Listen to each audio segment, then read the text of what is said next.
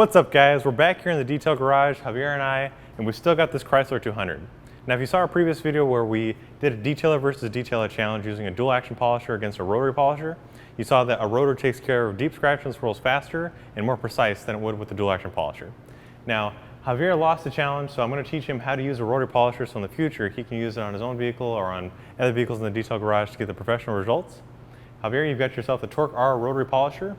This is an awesome machine for correcting deep scratches and swirls as well as wet sanding marks to give your car that deep reflective glow. Now what we're going to do is we've already got an orange Hexlogic pad on there.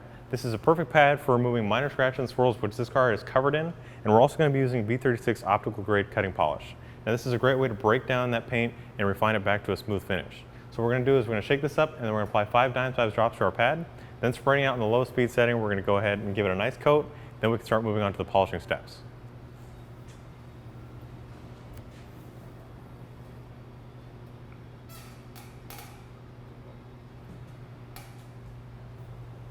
Perfect. So before you use any kind of polish on the vehicle, what you want to do is you want to spray the pad with pad conditioner. This helps to lubricate the pad to reduce friction, especially on a rotary where it creates a lot of heat. This is going to help reduce that so you don't burn the paint. So now that he's done dabbing it out, we can spread it out on the lowest speed setting. That's going to give you an even coat. This way the pad doesn't go dry on a certain area, which can create marring. And also, as you're working, you want to keep that pad as flat as possible. This way you don't create a hot spot, because on an angle, that's where you get an edge of marring or holograms that can damage the paint. So what we're going to do is we're going to spread it out, and then we'll move it up to the speed setting 3 to actually do our polishing. Uh-oh, that's a good thing too.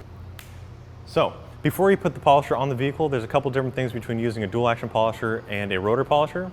With the dual action, you put your product on the vehicle and then place the machine on the vehicle, and that's when you turn it on. Now when you're using a rotary, you're going to turn it on off the vehicle and then place it on there, and then you're going to pull it off and then shut it off when you're done polishing, because this creates a ring or a micro scratch, which is really hard to polish out and it's very noticeable.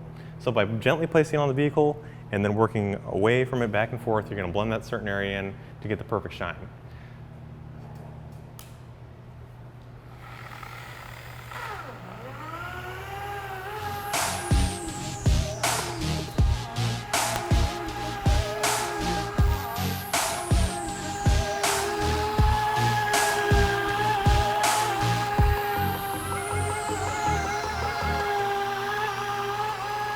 Casting a wide net there, Javier. What? Casting a wide net. I know, dude, this is fucking strong. We're small sections. Right, so what am I going to do now? You're going to put it on speed setting 3. Which is 1800? Yeah. Let's do 15. 15? Just so you can get the feel of it. Go for it.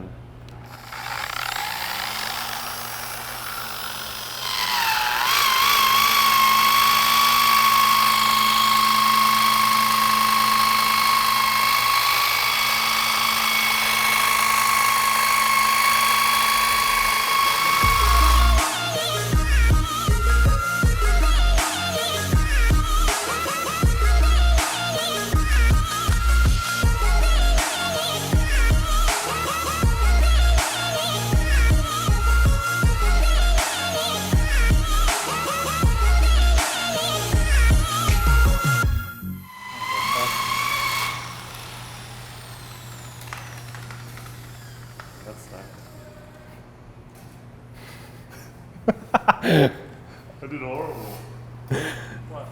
Let me just show you real quickly how I do it, okay? So we're going to turn the machine on, and then I'm going to place it on the vehicle on speed setting 3, and then I'm just going to let the power of the machine go, because you want to be nice and comfortable and relaxed when you're using a rotary.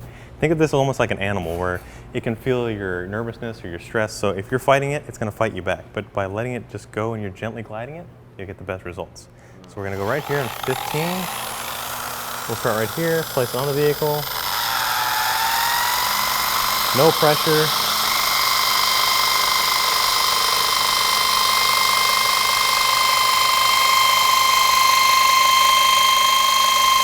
And we're going to cover 50% of the last pass, just so we don't get any tiger stripes.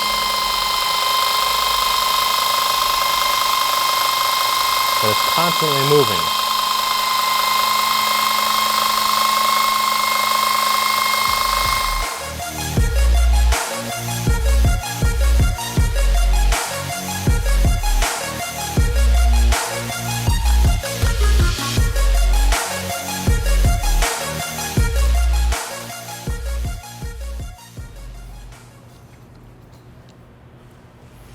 check out those results. See how fast that was to get rid of those scratches and swirls?